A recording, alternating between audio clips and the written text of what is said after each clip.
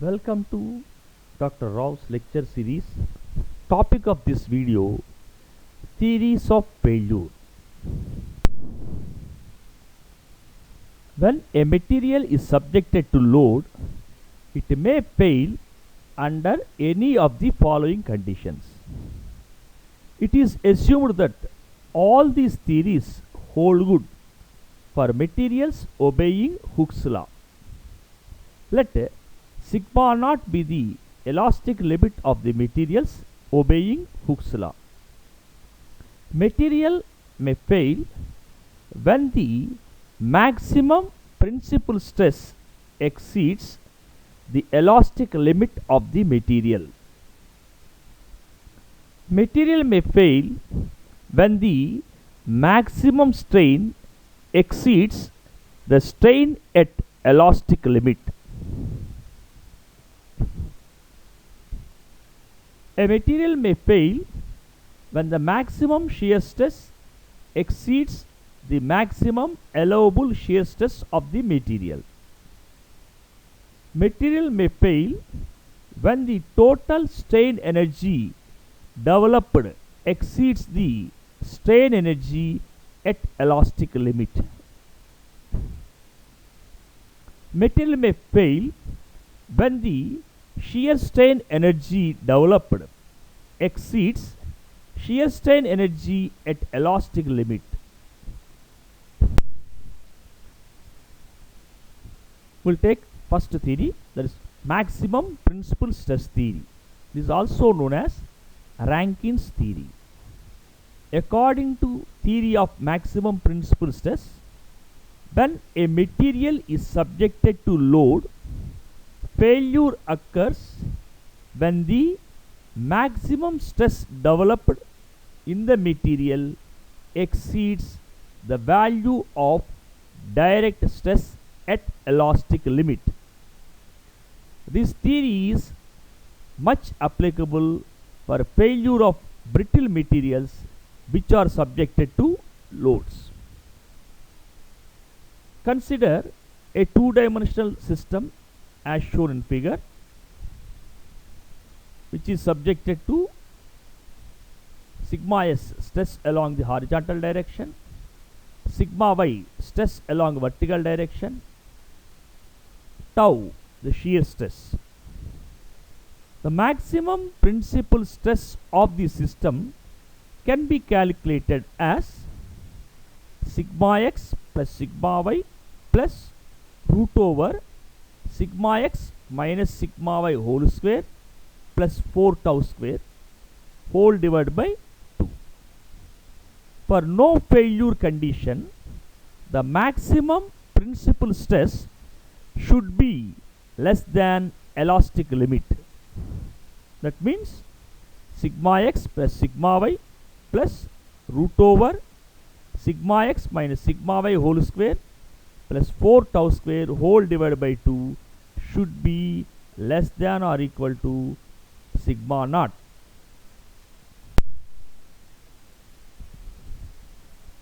Second theory, maximum strain theory. This is also known as Saint-Venant's theory. According to theory of maximum strain, when a material is subjected to load, failure occurs when the maximum strain developed in the material exceeds the strain caused by the direct stress at elastic limit.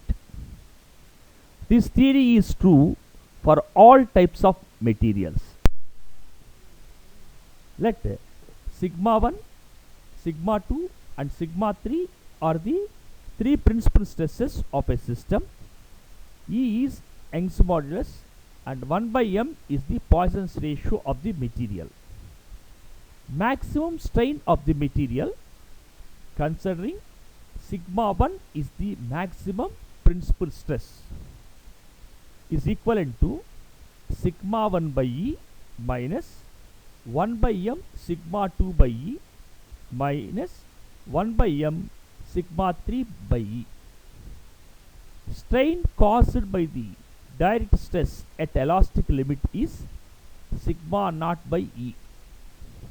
For no failure, the maximum strain should be less than strain caused by the direct stress at elastic limit. That is sigma 1 by E minus 1 by m sigma 2 by E minus 1 by m sigma 3 by E should be less than or equal to sigma naught by E. Third one is maximum shear stress theory. This is also known as gust or Terska theory. According to theory of maximum shear stress, when a material is subjected to load, failure occurs when the maximum shear stress developed in the material exceeds the value of the shear stress at elastic limit. This theory substantiates failure of ductile materials. In design of machine elements, this particular theory will be followed mostly. Considering two-dimensional system as shown again, which is subjected to sigma x stress along horizontal direction, sigma y stress along vertical direction, and tau shear stress.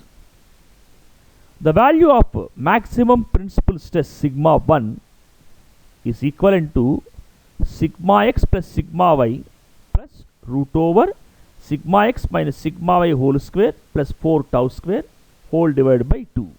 This is the maximum principal stress. The value of minimum principal stress, that is sigma 2, is sigma x plus sigma y minus root over sigma x minus sigma y whole square plus 4 tau square whole divided by 2. The value of maximum shear stress is sigma 1 minus sigma 2 by 2. That is maximum principal stress minus minimum principal stress divided by 2. For no failure, maximum shear stress should be less than half of the elastic limit. That is sigma x minus sigma y whole square plus 4 tau square should be less than or equal to sigma naught. The next theory is total strain energy theory. According to theory of maximum strain energy, when a material is subjected to load, failure occurs when the maximum strain energy developed in the material exceeds the value of the total strain energy caused by the stress at elastic limit. This theory explains failure of thick cylinders in a better way, especially for ductile materials, ductile thick cylinders. Strain energy theory. Let sigma 1, sigma 2 and sigma 3 are the three principal stresses of a system, and 1 by m is the Poisson's ratio of the material. Total strain energy is 1 by 2e into sigma 1 square plus sigma 2 square plus sigma 3 square minus 2 by m sigma 1 sigma 2 plus sigma 2 sigma 3 plus sigma 3 sigma 1 whole multiplied by volume. Strain energy due to the stress at elastic limit is sigma naught square divided by 2e into volume. For no failure,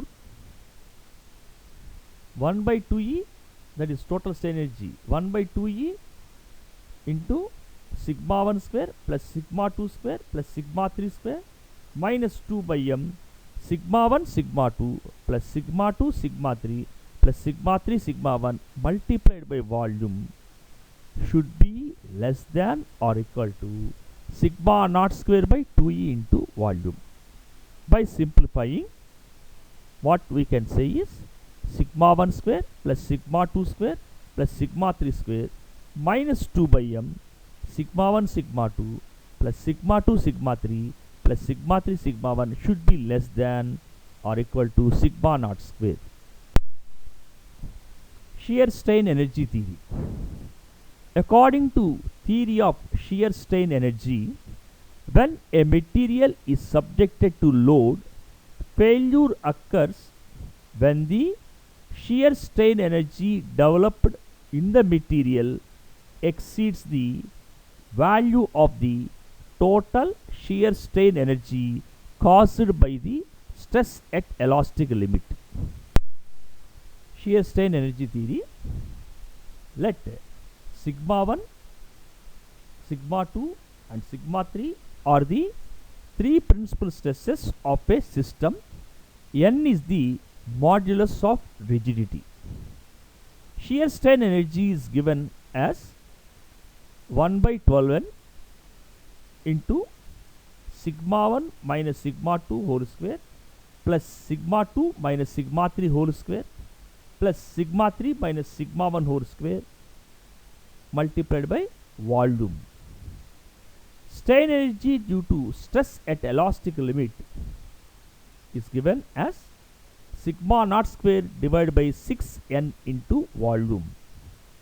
For no failure, shear strain energy should be less than shear strain energy due to stress at elastic limit, that is 1 by 12n into sigma 1 minus sigma 2 whole square plus sigma 2 minus sigma 3 whole square plus sigma 3 minus sigma 1 whole square into volume should be less than or equal to sigma naught square divided by 6n into volume. By simplifying, 1 by 2 into sigma 1 minus sigma 2 whole square plus sigma 2 minus sigma 3 whole square plus sigma 3 minus sigma 1 whole square should be less than or equal to sigma naught square.